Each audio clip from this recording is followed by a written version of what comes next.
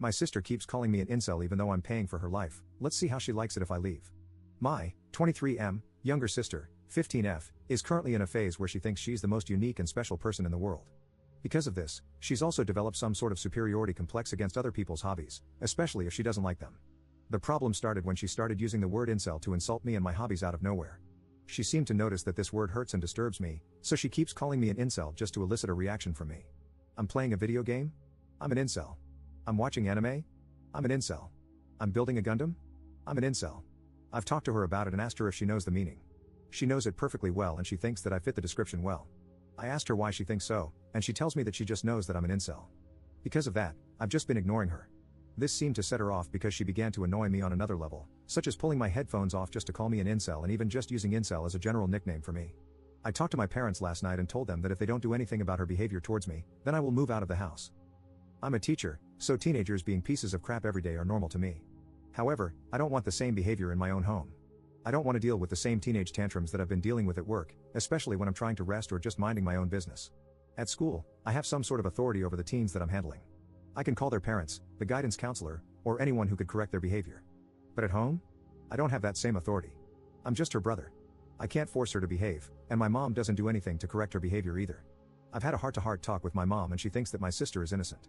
She thinks that my sister is just joking. She genuinely doesn't think she needs to discipline my sister.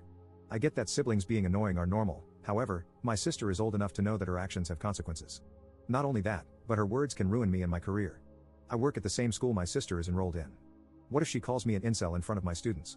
What if she spreads false rumors about me abusing her if I ever discipline her? What if she tells people that I force her to do things against her will? My dad and I pay 50-50 for everything because his salary alone can't sustain all of the bills. I live in the Philippines where even up to 5 generations of families live under one roof. In fact, it's expected for children to take care of and financially support their parents and their grandparents as soon as they have their own jobs. My mom is a volunteer worker in an animal shelter and refuses to seek a paying job because men are expected to be the sole providers. She still justifies my sister's behavior as just being a typical teenager and is begging me to be more understanding because I'm the older and more mature sibling. My dad knows that I am serious about moving out and agreed that they needed to punish my sister. I don't like ultimatums, but I feel like I don't have other choices anymore. I don't want to yell at my sister or even fight with her because I know that it will simply make her attitude worse towards me. Update 1. Shortly after I gave my ultimatum, my dad punished my sister by taking away everything I bought for her, like her laptop, her phone, her PC, and her Switch. He told her, "This is how your life would be without your brother," and basically stored them away somewhere hidden from even myself. Since then, my sister became even more aggressive towards me. She calls me daddy's boy, snitch, coward, and many other names whenever we pass by each other both in public and at home.